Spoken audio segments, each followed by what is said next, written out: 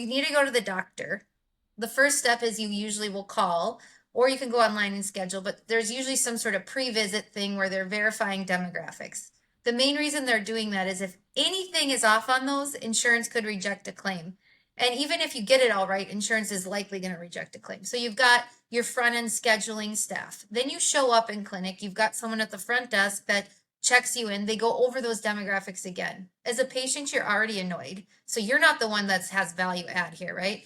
You're like, I already told you that my address hasn't changed, my insurance is the same. By the way, they also have systems where they can look up your insurance and verify it, but they still want a copy of your insurance. So there's just processes that are just extra, and you do that time and time again for each patient.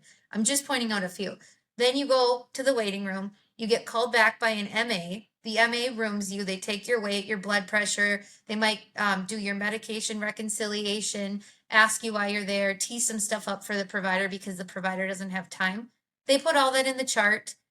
You feel like you just got in and you just shared your whole heart. You wait a little bit, the provider comes in. Now, in the perfect world, that provider maybe looked in the chart and saw what the MA put in, but most of the time they didn't. So now, why did the MA spend all the time doing that? Well, now you can upcharge that visit more because you did MedRec and you did all these other pieces. And were they even relevant or needed for your appointment? And again, we could make the claim that yes, it always is. But if the doctor's not even looking at it, how important was it? Then you go in and talk to the doctor. They have such a short window. You're in, you're out. Then the doctor has to spend time putting a note in and making sure they document all these things that happened. And the way they document is they kind of have it's coding. They speak in code to be able to tell the insurance company what they did.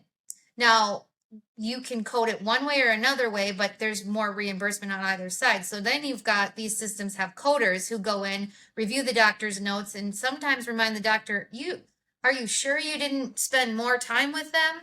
Are you sure you didn't cover more conditions with them? Oh, yes, I did. Oh, go back and edit your note because now they can legally, bill insurance for more. So then they send it off to insurance. Claims get rejected all the time. So there's back and forth trying to clean those claims.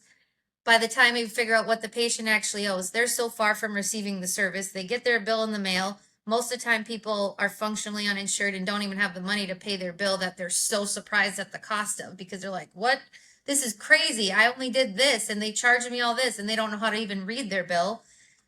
So they don't pay their bill or it takes a while to pay them or maybe they paid it, great. But then it often goes to internal collections. Then after internal collections, they still can't get collected on it. And so then they're like, we have no money because we're not getting paid for our visits.